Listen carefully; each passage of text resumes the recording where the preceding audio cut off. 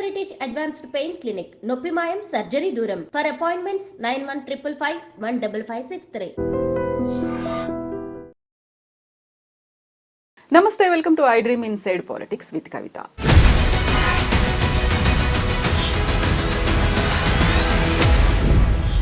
తెలంగాణ రాష్ట్రంలో 10 ఏళ్లలో తొలిసారిగా ఒక పట్టణాన్ని మహానగరంగా మార్చే ప్రయత్నం చేయబోతున్నాము. అందుకోసం వరంగల్కి 6,000 కోట్లని ఏర్పాటు చేశామని సీఎం రేవంత్ సర్కార్ అనౌన్స్ చేసింది. వరంగల్ మీద సడన్ గా ఫోకస్ పెరిగిందా లేకపోతే ఆలస్యమైందా? మనతో పాటుగా ఉన్నారు మన తెలంగాణ ఎడిటర్ దేవులపల్లి అమర్ గారు. సార్ నమస్తే. నమస్తే సార్, వరంగల్కి సంబంధించి ముందు నుంచి దాన్ని సెకండ్ క్యాపిటల్ అనుకున్నారు, దాని మీద ఫోకస్ పెట్టాలనుకున్నారు, ఐటీ హబ్ ఏర్పాటు చేయాలనుకున్నారు. 10 ఏళ్ల కాలంలో అది జరగలేదా? ఇప్పుడు ఫోకస్ అనేది 6,000 కోట్లు ఎలా చూస్తున్నారు సార్? ఇప్పుడు ప్రస్తుతం ముఖ్యమంత్రి రేవంత్ రెడ్డి గారు చాలా ఆలోచించి ప్లాన్డ్గా ఈ పని చేస్తున్నారు అనేది అర్థమవుతున్నది. ఎందుకంటే తెలంగాణ రాష్ట్రం రాకముందు కూడా ఉమ్మడి ఆంధ్రప్రదేశ్లో కూడా చాలా సందర్భాల్లో వరంగల్ చర్చకు వచ్చింది. ఎందుకు వచ్చిందంటే ఉమ్మడి ఆంధ్రప్రదేశ్లో తెలంగాణ ఉద్యమం జరుగుతున్న కాలంలో ఒక నినాదం ఏమొచ్చిందంటే హైదరాబాద్ శాశ్వతంగా 2 రాష్ట్రాలకు రాజధానిగా ఉండాలా అనేది ఒక నినాదం. రెండవది హైదరాబాద్ను భారతదేశానికి 2వ రాజధాని చేయాలా అనేది ఇంకో నినాదం.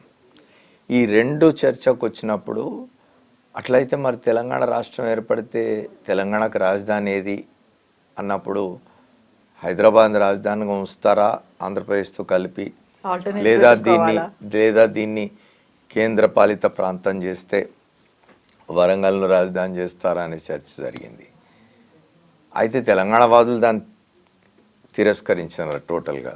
ఎవరికీ అది అంగీకారం కాదు. ఎందుకంటే హైదరాబాద్ లేని తెలంగాణ వృధా. ఎందుకంటే హైదరాబాద్లో జరిగిన అభివృద్ధి వనరుల పరంగా కూడా హైదరాబాదు, లేదా ఆదాయ పరంగా హైదరాబాద్ లేకుండా తెలంగాణ దాన్ని ఎవరు ఊహించలేరు. అందుకని దాన్ని కొట్టిపారేసినారు. అయితే ఎట్ ది సేమ్ టైం తెలంగాణలో మరొక నగరాన్ని తప్పనిసరిగా అభివృద్ధి చేయాల్సిన అవసరం ఉంది అనే ఆలోచన వచ్చినప్పుడు వరంగల్ దానికి అనువైనది, వరంగల్ దానికి అనుకూలమైనది అనేది అందరూ భావించింది.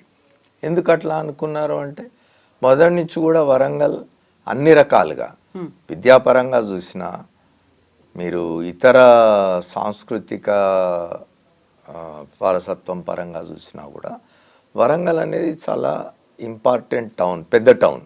హైదరాబాద్ తర్వాత పెద్ద టౌన్ వరంగల్ తెలంగాణలో.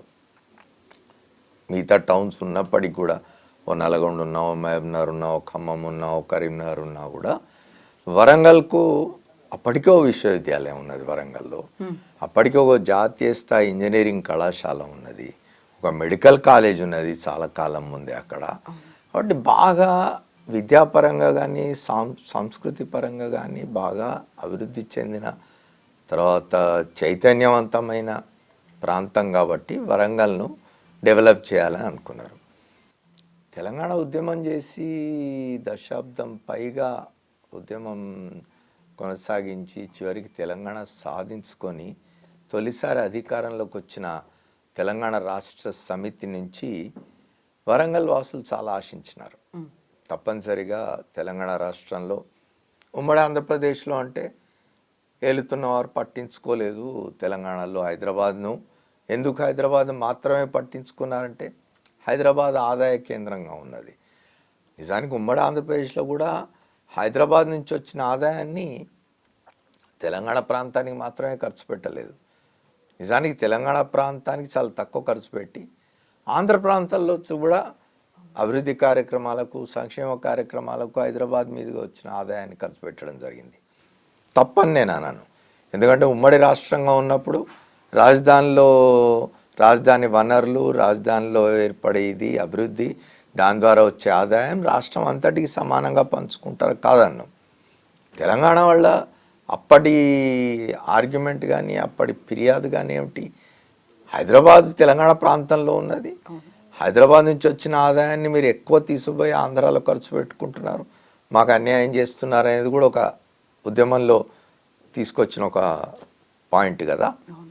అట్లా హైదరాబాద్ ఇప్పుడు నిన్న చూడండి రేవంత్ రెడ్డి గారి ప్రసంగం మీరు కనుక గమనించినట్టయితే అని చెప్పినాడు, ఈ దేశంలో ఇతర రాష్ట్రాల్లో ఒక్కొక్క రాష్ట్రంలో 3-4 విమానాశ్రయాలు ఉన్నవి, మన పొరుగు రాష్ట్రం ఆంధ్రప్రదేశ్లో 6 ఉన్నవి, విశాఖపట్నం, విజయవాడ, రాజమండ్రి, కర్నూలు, కడప, తిరుపతి 6 విమానాశ్రయాలు ఉన్నవి. మరి మన దగ్గర ఒక హైదరాబాద్ తప్ప ఇంకెక్కడా లేదు. మన తెలంగాణని మనం డెవలప్ చేసుకోవాల్సిన అవసరం ఉంది. తెలంగాణలో హైదరాబాద్తో సమానంగా రెండవ రాజధాని ఏం లేదు కానీ హైదరాబాద్తో సమానంగా వరంగల్ను మనం అభివృద్ధి చేసుకోవాల్సిన అవసరం ఉంది అని చెప్పినాడు. 6,000 కోట్లు దానికోసం కేటాయిస్తున్నట్టు ప్రకటించడం అనేది తప్పనిసరిగా కాంగ్రెస్కి ఇది ఒక తెలంగాణలో ఒక మంచి అనుకూలమైన అంశం. ఇది ఆయన ముఖ్యమంత్రి రేవంత్ రెడ్డి చేసిన పని. ఆయన అది చాలా క్యాల్కులేటెడ్గా చాలా ఆలోచించి చేసిందని నేను భావిస్తున్నాను. హైదరాబాద్తో పాటు ఇంకొన్ని నగరాలు డెఫినెట్గా తెలంగాణలో అభివృద్ధి చెందాల్సిన అవసరం ఉన్నది. ఇప్పటివరకు పట్టించుకోలేదు. ఉమ్మడి ఆంధ్రప్రదేశ్లో పట్టించుకోలేదంటే అర్థం ఉన్నది. ఉమ్మడి ఆంధ్రప్రదేశ్లో వేరే ప్రాంతాలు కూడా ఉన్నవి. తెలంగాణకు హైదరాబాద్ ప్రాంతం ఉంటే ఆంధ్ర కోటి, రాయలసీమ కోటి, ఉత్తరాంధ్ర కోటి డెవలప్ చేసుకోవాలనే ఆలోచనలతో చేసి ఉండవచ్చు. తెలంగాణ రాష్ట్రం ఏర్పడిన తర్వాత ఇన్ని మాటలు మాట్లాడినారు కదా. తెలంగాణ రాష్ట్ర సమితి ప్రభుత్వం వచ్చిన తర్వాత బీఆర్ఎస్గా రూపాంతరం చెందిన పార్టీ 9.5 సంవత్సరాల అధికారంలో ఉన్నప్పుడు వరంగల్ని ఎందుకు డెవలప్ చేయలేదు? మరి 9 ఏళ్లలో ఎంతో కొంత అభివృద్ధి జరిగి ఉండవలసింది కదా. చాలా చెప్పినారు, వరంగల్ని ఐటీ హబ్ చేస్తామని చెప్పినారు. ఎందుకేం జరగలేదు? ఒకటి వాళ్ళు అప్పుడు మాట్లాడింది ఏమిటి అంటే వరంగల్కి ఒక రింగ్ రోడ్ అని ఒక ప్రతిపాదన తీసుకొచ్చినారు. దాని మీద చాలా గొడవ జరిగి చివరికి ప్రజలంతా తిరగబడే పరిస్థితి వస్తే స్వయంగా కేటీ రామారావు గారు పోయి ఆ ప్రతిపాదనను విరమించుకుంటున్నట్టుగా ప్రకటించి వచ్చినారు. వరంగల్కి ఏం జరగలే. ఇప్పుడు ఇవాళ వరంగల్కి ఇది ఒక సందర్భాన్ని ఉపయోగించుకొని ముఖ్యమంత్రి రేవంత్ రెడ్డి నిన్న అక్కడికి వెళ్ళి కాళోజీ కళామందిరాన్ని కాళోజీ కళామందిరం కూడా మీరు రాష్ట్రం వచ్చిన తర్వాత మొదలు పెడితే ఇప్పటిదాకా చివరికి వేరే పార్టీ అధికారంలోకి వచ్చి దాన్ని ఇనాగరేట్ చేసుకోవాల్సిన పరిస్థితి. మీరు ఎందుకు పట్టించుకోలేదు? మీరు పట్టించుకుని ఉంటే ఇవాళ ప్రస్తుతం ఉన్న కాంగ్రెస్ ప్రభుత్వంలో దాని ముఖ్యమంత్రికి ఈ అవకాశం వచ్చి ఉండేది కాదు కదా. వరంగల్ను నేను డెవలప్ చేసినా అని రేపు చెప్పుకోవడానికి ఆయనకు అవకాశం వచ్చింది. ఖచ్చితంగా ఇప్పుడు ఆయన చెప్పినట్టుగా 6,000 కోట్లు వెచ్చించినట్టయితే 5,000 చిల్లరేదో మొత్తానికి 6,000 కోట్ల వరకు వెచ్చించి చేసినట్టయితే అండర్గ్రౌండ్ డ్రైనేజ్ అని చెప్తున్నారు ఆయన. ఇప్పటికే మామనూరు విమానాశ్రయానికి ఉన్న అడ్డంకులు తొలగిపోయినాయి. జిఎంఆర్తో అంతకుముందు హైదరాబాద్ ఎయిర్పోర్టు సమయంలో చేసుకున్న ఒప్పందంలో సడలింపు వచ్చి 150 కిలోమీటర్స్ రేడియస్లో ఇంకొక ఎయిర్పోర్ట్ వచ్చే అవకాశం వచ్చిన తర్వాత దీంతో ఆగదు. ఈయన ముఖ్యమంత్రి గారు వరంగల్కి ఏదైతే చెప్తూ ఉన్నారో, ఏదైతే చేయబోతూ ఉన్నారో ఇట్లాంటిది ఇంకొకటి 2-3 చోట్లలో దక్షిణ తెలంగాణలో మహబూబ్నగర్ ఉన్నది, నల్గొండ ఉన్నది, ఉత్తర తెలంగాణలోని ఇంకా ఆదిలాబాద్ ఉన్నది. ఆదిలాబాద్ విసిరేసినట్టుగా ఉన్న ప్రాంతం, అక్కడ డెవలప్మెంట్ జరగాల్సిన అవసరం ఉన్నది. మొత్తంగా తెలంగాణలో సమగ్ర అభివృద్ధి రావాలి అంటే కేవలం హైదరాబాద్ మీద దృష్టి కాకుండా ఇప్పటిదాకా ఏం జరిగిందంటే అది ఉమ్మడి రాష్ట్రంలో మీరు ఇవాళ ఆంధ్ర ప్రాంతానికి పోయి కనుక మాట్లాడినట్టయితే వాళ్ళ విమర్శ ఏమిటి అంటే ఉమ్మడి రాష్ట్రంలో మొత్తం అధికారంలో ఎవరున్నా, ఏ ముఖ్యమంత్రి ఉన్నా, ఎక్కువ మంది ముఖ్యమంత్రులు రాయలసీమ నుంచి వచ్చినారు. ఏ ముఖ్యమంత్రి ఉన్నా అధికారంలో హైదరాబాద్ మీద దృష్టి పెట్టినాడు తప్ప ఆంధ్ర ప్రాంతాన్ని ఎక్కడ డెవలప్ చేసినారు అనే విమర్శ వాళ్ళు చేస్తూ ఉన్నారు. తెలంగాణ ప్రాంతంలో కూడా మీరు హైదరాబాద్ మీద దృష్టి పెట్టినారు తప్ప తెలంగాణలోని ఇతర జిల్లాల మీద మీరు దృష్టి ఎక్కడ పెట్టినారని చెప్పి రాష్ట్రం వచ్చిన తర్వాత ఇక్కడి ప్రజలు కూడా అంటూ ఉన్నారు. ఎప్పుడు కూడా ఒకటి, ఏ ప్రభుత్వం అయినా, ఏ రాజకీయ పక్షమైనా అధికారంలో ఉన్నప్పుడు సమతుల అభివృద్ధి అనేది జరగాల. అన్ని ప్రాంతాలని సమానంగా అభివృద్ధి చేస్తేనే డిస్కంటెంట్ అనేది ఉండదు, అసంతృప్తి అనేది ఉండదు ప్రజల్లో. మీరు అన్ని ప్రాంతాలని ఒకే రకంగా అభివృద్ధి చేసే ప్రయత్నం చేయాలి. సహజంగానే హైదరాబాద్కు ఒక అడ్వాంటేజ్ ఉన్నది. హైదరాబాద్కున్న భౌగోళికంగా ఉన్న అడ్వాంటేజ్ కావచ్చు, వనరుల రీత్యా ఉన్న అడ్వాంటేజ్ కావచ్చు, అన్నిటి కారణంగా హైదరాబాద్ గ్రో అవుతున్నది, తప్పదు.